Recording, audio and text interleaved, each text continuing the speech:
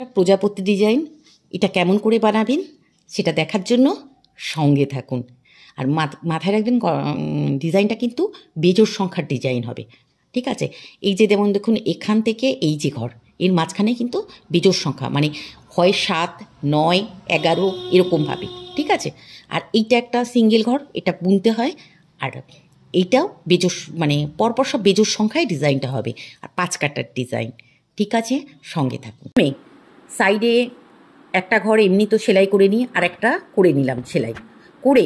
এই দেখুন সামনে সুতোটা আনলাম, এনে 1, 2, 3, 4, 5, 6, 7, 8, 9, এই যে 9টা ঘর নিলাম। এটা কিন্তু বেজোড় সংখ্যায় করতে হবে।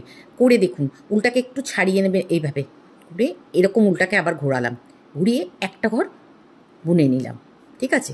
বুনে নিয়ে আবার দেখুন এটাকে সামনে আনলাম, এনে 1, 2, 3, 4, 5, 6, 7, 8, 9, এই 9টা দেখুন। দিয়ে আবার উল্টাকে এরকম পেছনে নিলাম, নিয়ে একটা ঘর বুনে নিলাম।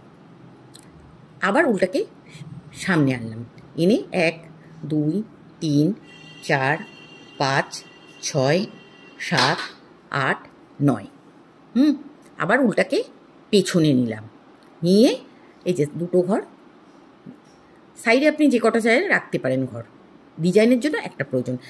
এই যে করেছি এই একটা এরকম 4 বার সেলাই করতে হবে, ঠিক সেম প্রসেসে। আর পেছন দিকটা উল্টো কাটাটা নর্মাল যেরকম সেলাই করেন সেরকম সেলাই করবেন, উল্টো কাটায় কোনো কিছু চেঞ্জেস নেই, ঠিক আছে।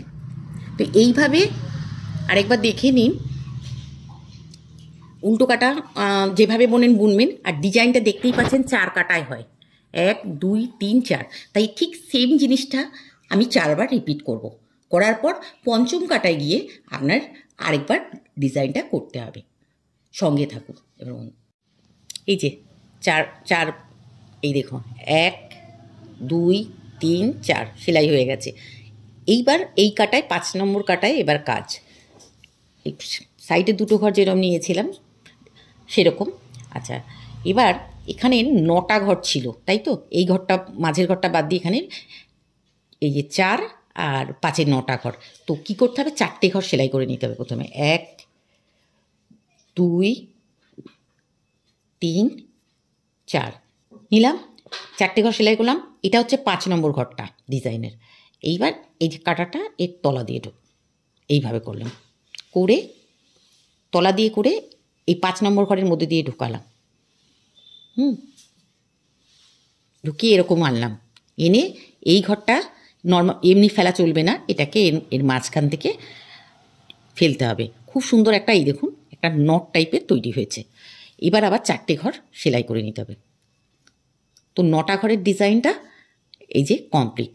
আর এই যে এটা হচ্ছে মাঝখানের ঘর, 10 নম্বর ঘরটা, এটা তো যেরকম সেলাই সেরকম।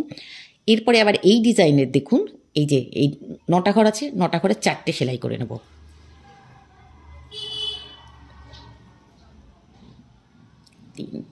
এই যে 4টে সেলাই করে নিলাম। এই জায়গাটা একটু দেখবেন, এই কাটাটাকে এর তলা দিয়ে এরকম করে ঢুকাতে হবে। ঢুকিয়ে এই 5 নম্বর ঘরটা বিজোড় সংখ্যার ডিজাইন, এই জন্য 5 নম্বর ঘরটাকে এরকম এই যে তুলে নিয়ে আসলাম। তুলে নিয়ে এসে এই যে 5 নম্বর ঘরটা এর মধ্যে থেকে পাস করিয়ে দিলাম। আবার 4টে ঘর বাকি রইল, সে 4টে সেলাই করে নিলাম। আর এটা তো ডিজাইনের ঘর, এটা তো সেলাই করতেই হবে। তারপরে আবার এই ডিজাইনটা দেখুন, পাশের ডিজাইনটা, এই যে 4টে, এই 4টে সেলাই করে নিতে হবে।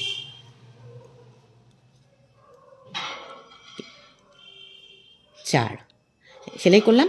এবার দেখুন খালি এইটা একটু ভালো করে দেখবেন, এইটাকে এই তলা থেকে নিলাম, এই যে নিয়েছি, নিয়ে 5 নম্বর ঘরের সঙ্গে এই সেলাই করলাম, করে এই দিক থেকে বের করে আনলাম। আর এই 5 নম্বর ঘরটাকে এই ফান্দাটার সঙ্গে এরকম করে, তাহলে সুন্দর একটা নট তৈরি হয়। তারপরে যেরকম সেলাই, এই যে 4টা সেলাই, আর এটা তো সাইডের দুটো ঘর ছিলই। এই দেখুন, এই হচ্ছে ডিজাইন। এই ডিজাইনের কিন্তু উল্টো কাটায় সবসময় নর্মাল উল্টো সেলাই যেরকম হয় সেরকম হবে।